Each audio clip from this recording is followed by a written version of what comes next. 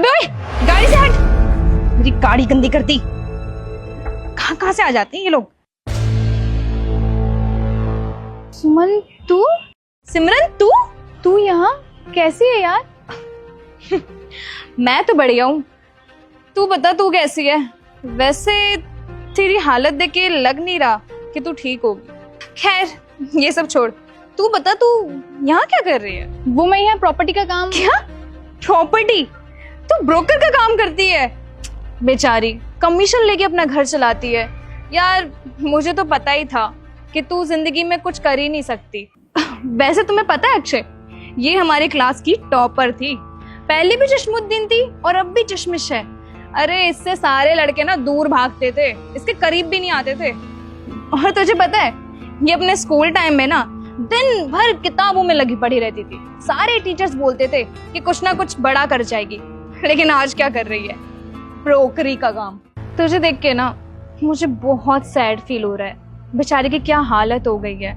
सच में यार, अपने क्लास में कितनी ज्यादा मेहनत किया करती थी, दिन रात पढ़ती लिखती थी, नोट्स बनाती थी, लेकिन आज क्या उखाड़ लिया तूने। तेरी हालत देख के लगता है ना कि तेरे घर के खर्चे भी बड़ी मुश्किल से चलते होंगे। अरे हाँ, इससे याद आया, तू तो शायद यूपीसी की तैयारी कर रही थी ना, कोई एग्जाम क्रैक करने की बात कर रही थी और बड़ी बड़ी डिंगे हाँकती थी, कहती थी कि मैं आईएएस ऑफिसर बनूंगी। क्या हुआ तेरे एग्जाम का, फेल हो गई क्या? हाँ अच्छा, तभी तेरी ये हालत हुई है। बेचारी का ना एग्जाम क्रैक नहीं हो पाया।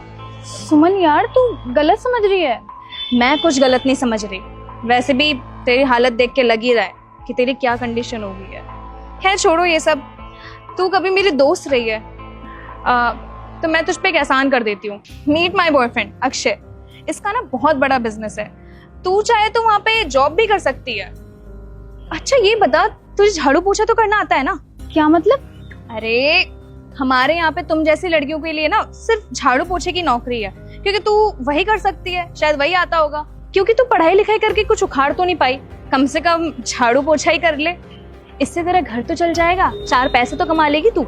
सुमन तू आज भी नहीं बदली ना, पहले भी ऐसी थी और आज भी ऐसी है। और हाँ, मुझे किसी जॉब की जरूरत नहीं है, मैं इतनी काबिल हूँ कि खुद कमा सकती हूँ और अपना गुजारा खुद कर सकती हूँ। और ना ही मेरी ये आदत है कि किसी और के दम पे मैं उछलूं जैसे तुम उछल रही हो। ओए क्या बकवास कर रही तू, शांत हो जा। वैसे भी कम से कम मेरी इतनी तो औकात है कि मैं एक अमीर बॉयफ्रेंड को डेट कर सकूं। तेरी तो इतनी भी औकात नहीं होगी ना, कोई गरीब फटीचर भी नहीं मिला होगा तुझे तो। अरे तुझे बॉयफ्रेंड मिलेगा भी कैसे, क्योंकि तूने ये फटीचर सी साड़ी और ये 200 रुपए का चश्मा जो पहन रखा है। पता है तेरा मेरा स्टैंडर्ड ना शुरू से मैच नहीं करता था, क्योंकि मेरा स्टैंडर्ड कहाँ और तेरा कहाँ, यू नो, समझ रही होगी तू मेरी बात। देख मुझे सफाई देने की जरूरत नहीं है कि मैं क्या हूँ और क्या नहीं। जय हिंद मैम, आप यहाँ पर खड़ी हैं? चलिए मैम, सीएम सर के साथ आपकी मीटिंग है। वेट अ मिनट, ये आप इसे मैम क्यों बोल रहे हो, और इसकी मीटिंग सीएम सर के साथ? इम्पॉसिबल। क्या बकवास कर रही हैं आप जानते भी हैं कि मैम कौन है?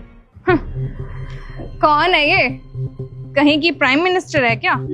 ये हमारे शहर की आईएएस ऑफिसर है, मिस सिमरन राजपूत। व्हाट? ये आईएएस ऑफिसर? मैम ये लोग आपसे बदतमीजी तो नहीं कर रहे?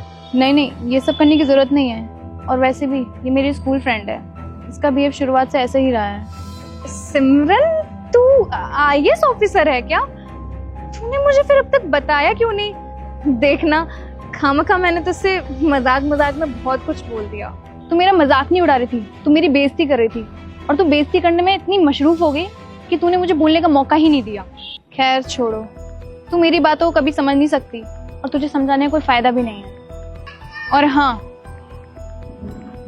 तुम ना मेरी स्कूल टाइम पे दोस्त थी और ना अब हो, और वैसे भी तुम जैसी घमंडी लड़की मेरी कभी दोस्त नहीं बन सकती। और हाँ, एक बात और कहना चाहूंगी, कभी किसी को जज नहीं करना चाहिए, कब किसी का टाइम बदल जाए कुछ पता नहीं है। अच्छा ठीक है, मैं चलती हूँ, तेरी वजह से मैं